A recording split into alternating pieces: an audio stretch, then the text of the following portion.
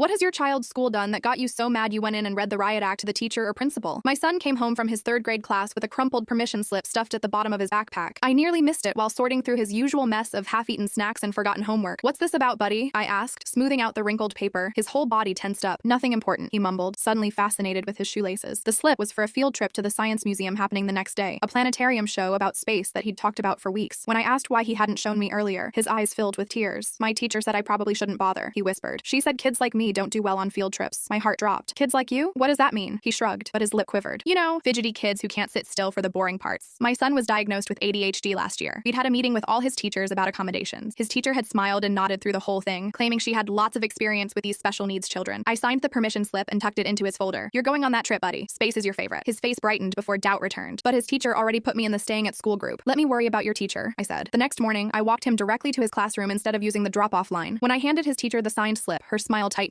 Oh, we actually need parent chaperones for certain students, she said loudly. With Jackson's energy issues, someone would need to watch him constantly so he doesn't disrupt everyone. My son's shoulders slumped. Two kids nearby glanced over and whispered something that made them snicker. His name is Jacob, I corrected her, and I'd be happy to chaperone if that's needed. The bus is full at this point, she said quickly. Maybe next time if we plan better. I spotted the class roster on her desk with only 18 names checked off for a bus that fits 60. The museum list had even fewer names. Something in me snapped, but I stayed calm. Jacob, go put your backpack away, please. Once he walked away, I lowered my voice. We need to talk. Now. I have to get the class ready, then after school, with the principal, because we're going to discuss how you're violating my son's IEP, discriminating against him for his disability, and shaming him in front of classmates. Her face went pale. I have all our emails, I cut in, including where you suggested he skip the science fair because it might be too much for him, despite science being his favorite subject and the only class where he gets straight A's. The classroom aide looked over, clearly listening. Good. My son is going on this trip, I said firmly, and I'm calling the district's special education coordinator right now. I made that call from the principal's office. I didn't yell or make a scene. I just methodically laid out every incident. The lost permission slips for 3 events this year, the times Jacob was kept in from recess to finish work when movement breaks were in his IEP, the jokes about his medication that he'd overheard. By that afternoon, the district coordinator had arranged an emergency meeting. My son's teacher stammered excuses while I opened a binder with dated entries of every concerning thing my son had mentioned all year. This isn't about one field trip, I explained. It's about a pattern of exclusion that's hurting my child's self-esteem and education. Jacob went on that field trip with a different teachers group. His teacher was required to attend training on supporting students with ADHD, and the principal implemented a new approval process for excluding students from activities. The principal called me personally to apologize and asked if I would join their special education advisory committee. I accepted, and now I help review field trip policies to ensure every child gets included. Jacob came home from that museum trip bouncing with excitement. Mom, he said, his eyes bright, my teacher was wrong. I was awesome today. I remembered all the planets in order, and the guide said my black hole question was really smart. You bet he was. And now, every time a permission slip comes home, I make sure it gets signed right away. Not just for Jacob, but because I know there are other kids who need someone to stand up for them too. The committee has already changed 6 different school policies to make sure no child gets left behind because they learn differently.